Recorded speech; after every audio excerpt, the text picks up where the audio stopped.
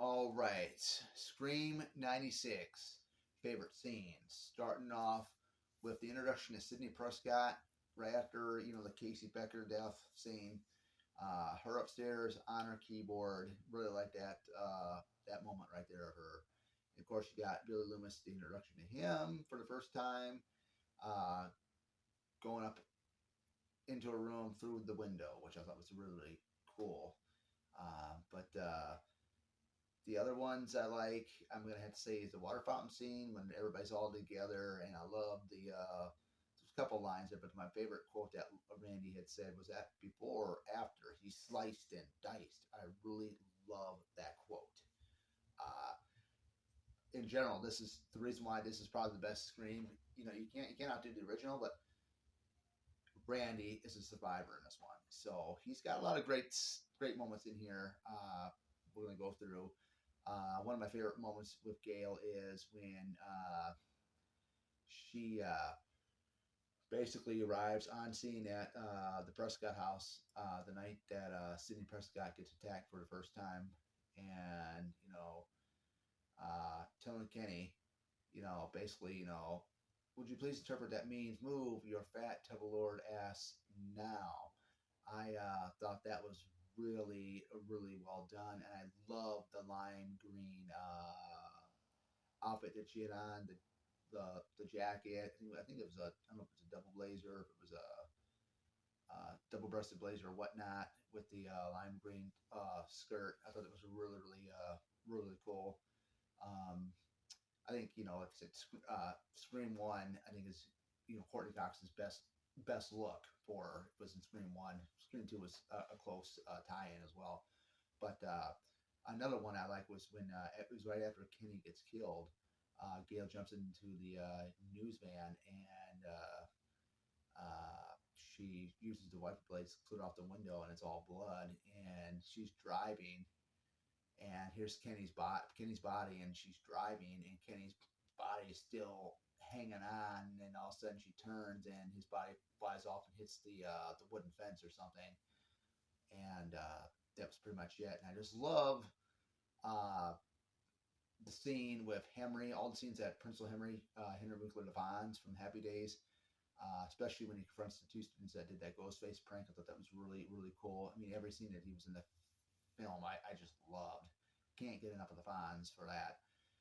The scene with Sydney being in the bathroom at the high school, or after the two girls were talking crap about her, I thought that was really eerie because when she's the only one left in there, she's supposedly the only one left in there. The heater and stuff is on for the vents, and you hear someone call her name. It's like a faint call her name, and you hear uh, that great music by Marco Beltrami, which is very eerie in that scene. Which you think somebody's in there, you don't think anybody's in there, but there's somebody in there watching you, and all of a sudden, boom, Ghostface is trying to get her. So that was really cool. Do I have a favorite scene with Rose McGowan? I'd love to see with Sydney and Rose McGowan, or Sydney and Tatum, for instance. The scene where they're at, I believe it's Sydney's house, and her and Sydney and Tatum were just talking about the whole thing with Cotton Weary, and just that whole build up to it. Then you got the music again from Marco Beltrami. Just what a great scene. I love the scene between Dewey and the sheriff when the sheriff's out there smoking and Dewey has the ice cream. I thought that was a real fun moment. Those phone calls were linked to Neil Prescott's phone. Um, just just some very fun stuff. Even the thing with when Dewey tells Tatum in the police station the night that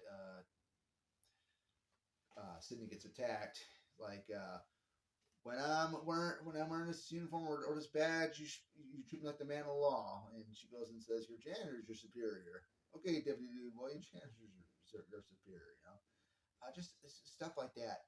Um, Randy, another fun moment with Randy. I loved when they were all at Mount Stew's house and they are all gathered up on the couch. And right they're watching Halloween, 1978, and it's right when Bob gets killed in the movie. This is the way Randy is. He goes like, ooh, ooh, ooh, ooh, like that. I thought that was really, really funny. I mean, Jamie Kennedy's a comedian anyway. I just love him, and I'm hoping to meet him. I'm looking at the part one poster I got hanging up here. But I mean, I'm hoping to meet him at Flashback weekend this August. Have to wait and see.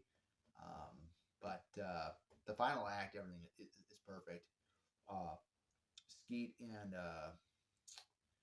Matthew Lillard, pretty much they came up with their own little thing when it was just the two of them, and that wasn't really in the script. I think a lot of people might understand what I'm talking about with just the two of them, because none of it was in the script. So it just it worked. It was cool. But yeah, a lot of great things. This was in '96, guys. I loved it. So I mean, those were my favorite scenes there. What more can you ask for? So I'm trying to think if I covered. I'm pretty sure I covered everything. That's my favorite scene. I pretty much did every favorite scene. Oh yeah, the one where Ghostface calls Sydney at the Riley house, and dude finally comes out. He's all in his underwear and white short sleeve shirt. He's got the gun. He answers to searching everywhere, and he goes ahead and gets on the phone. Hello. That was just really funny. So yeah, I mean there are a lot of great fun moments in this, and stick around for video number 2 because we're gonna be talking about favorite scenes in Scream 2, guys. So stick around for that one.